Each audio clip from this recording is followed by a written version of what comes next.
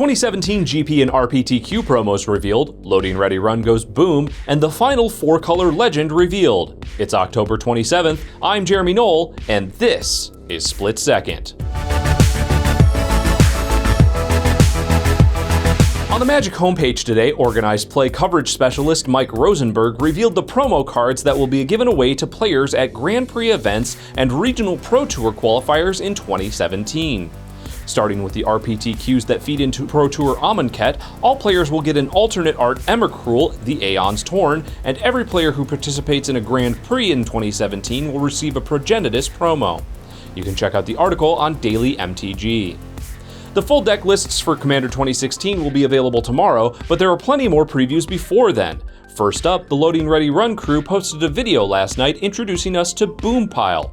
A 4-mana artifact, it says tap, flip a coin. If you win the flip, destroy all non-land permanents. You can check out their humorous reveal on youtube.com/loadingreadyrun. Also from YouTube last night, the Professor, along with Nissa and Chandra, previewed Goblin Spymaster. A 2/1 Goblin Rogue for 2 generic and a red with first strike, it also says at the beginning of each opponent's end step, that player creates a 1/1 red Goblin creature token with creatures you control attack each turn if able. You can check out the TCC Magic Club preview of the card on youtube.com/Clarion Community. On the Magic Mike's podcast last night, Ruben Bressler, Aaron Campbell, and Evan Irwin shared their thoughts on the recent player controversy, full art versus half art basic lands, and revealed a new preview card. Manifold Insights is a sorcery for 2 generic and a blue that says reveal the top 10 cards of your library. Starting with the next opponent in turn order, each opponent chooses a different non-land card from among them. Put the chosen cards into your hand and the rest on the bottom of your library in a random order. To check out their thoughts on the card, you can watch the full episode on twitch.tv/magicmikes. The final preview card from yesterday was revealed on the Magic the Gathering Tumblr page. Runehorn Hellkite is a 5/5 dragon for 5 and a red that has flying and says, pay 5 and a red and exile Runehorn Hellkite from your graveyard.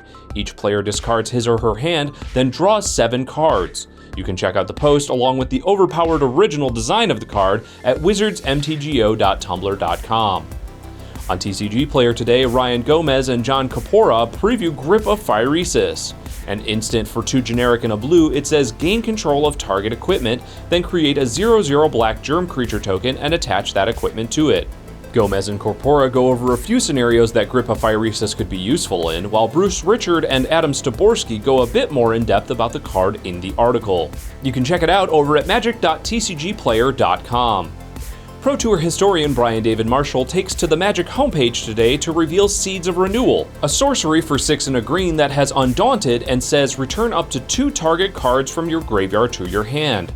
Exile Seeds of Renewal. In the article, BDM goes over some of the various cards that have a similar effect, starting with the original Regrowth. You can check out the article on Daily MTG. Level 3 Judge and Commander enthusiast Eric Raging Levine has an article on Channel Fireball today going over a new card based heavily on a powerful old effect.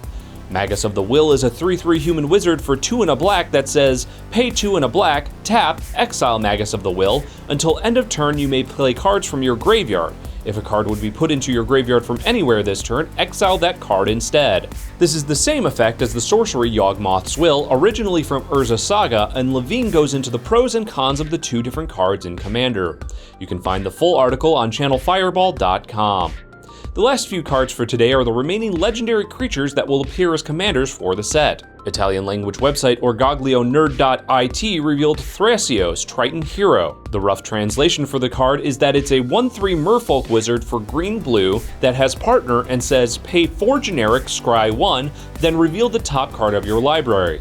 If it's a land card, put it onto the battlefield tapped, otherwise draw a card. The Snack Time podcast, hosted by Mike Linneman and Ant Tessitore, previewed the final partner commander, Ikra Shadiki the Usurper.